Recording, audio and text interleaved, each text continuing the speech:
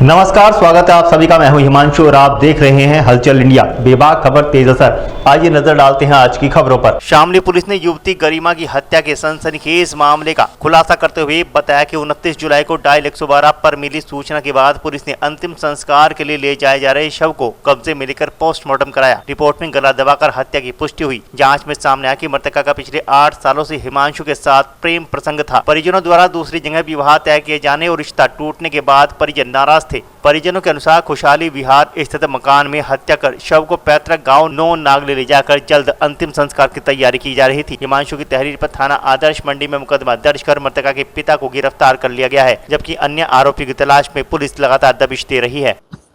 एक 29/7/2026 को एक सूचना प्राप्त हुई थी लगभग 3 बजे हमारे 112 पे।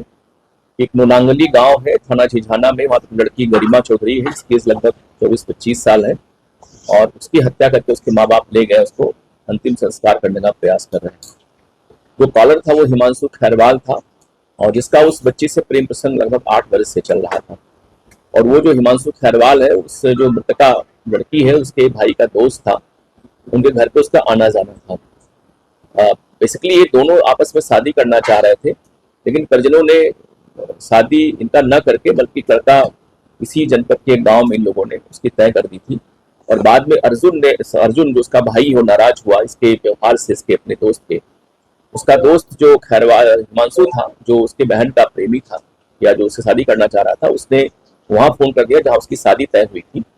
वो लोग नाराज होकर के शादी को तोड़ दिए। इसी बात को लेकर के उनका भाई अर्जुन बहुत नाराज हो गया और उसने अपनी बहन जो गरिमा थी उसने गला घोट के उसकी हत्या कर दी। इन लोगों ने पूरे मामले को छुपाया, चूंकि इनका एक मकान नगर शामली में भी है।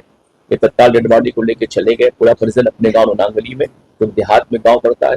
इन लोगों ने पूरी तैयारी की वहां अंतिम संस्कार करने के लिए, लेकिन तभी हिमांशु का फोन आ गया पुलिस के पास और हम लोगों ने तत्काल बॉडी का पोस्टमार्टम करा दिया। पोस्टमार्टम में जो कॉज ऑफ डेथ निकला वो स्ट्रैंगुलेशन है, अर्थात गला दबा के उसकी हत्या की गई थी।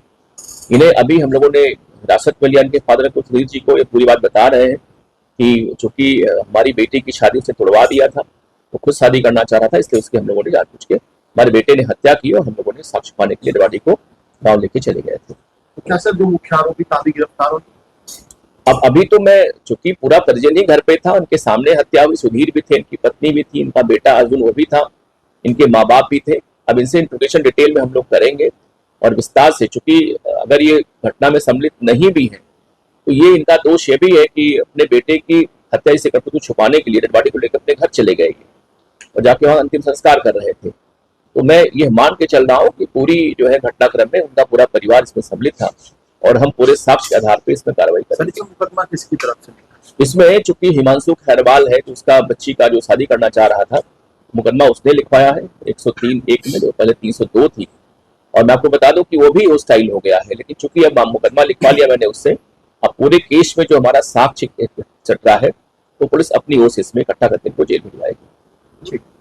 लेने का कल फिर होंगे हाजिर कुछ नई और ताज़ा खबरों के साथ। तब तक के लिए दीजिए हमें इजाजत। नमस्कार। हमारे YouTube और Facebook चैनल को फॉलो और सब्सक्राइब करना ना भूलें।